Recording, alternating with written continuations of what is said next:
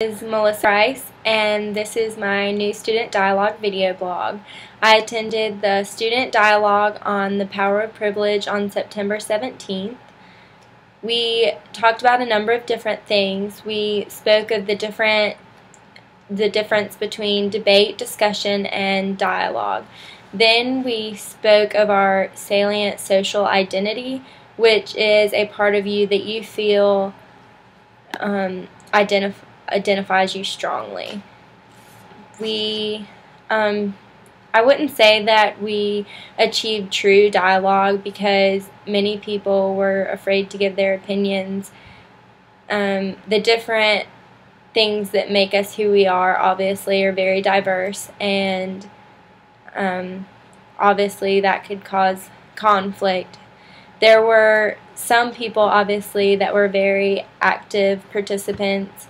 There were the same people that usually spoke up first. Everyone said something though, because we were all required to take part in the activities.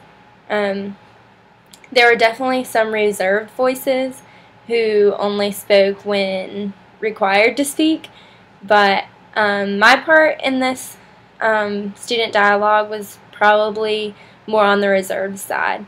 I did give my opinion, but I held back, obviously. I didn't want to offend anyone, so I kept a lot of opinions and different things to myself. Obviously, my salient social identity, my first value was Christianity, which is very different. I guess it can cause a lot of conflict between different people, and I happened to be paired up with a girl who was not religious at all, which I didn't have a problem with, but obviously it made me cautious to say anything because we had different beliefs and different backgrounds. I do believe that this dialogue was a part of Library 100 so that different views could be shared and our knowledge could be broadened. It also, I believe, helps students to relate to one another.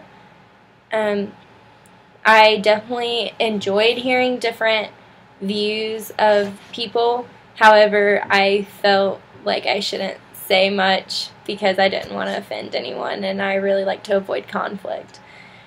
We played an icebreaker. It was sort of like rock, paper, scissors, but it demonstrated hierarchy. You would begin as an egg, and then if you won like a rock, paper, scissors, then you would turn into a chicken, and then a dinosaur, and then a higher being. This was sort of also a way that the leaders segued into the power of privilege, which then we did an activity where we had different strips of things such as veterans and the upper class and the lower class and Christianity and Muslims and just all different groups, where we would then as a group decide which one we thought had the most privilege. Obviously, this was very different among the groups. We all sort of wanted to put upper class at the top, but then the religious side was a little bit different. People wanted to put different things. There were also groups such as heterosexuals, homosexuals, African American, Indian. There were just all sorts of different things that people could do.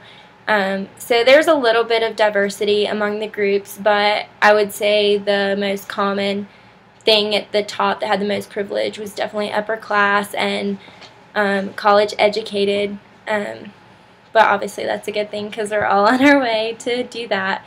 So that's basically what we did in our student video dialogue, and I do believe that it was important and it was helpful, I think, for us to see the different views of the people around us.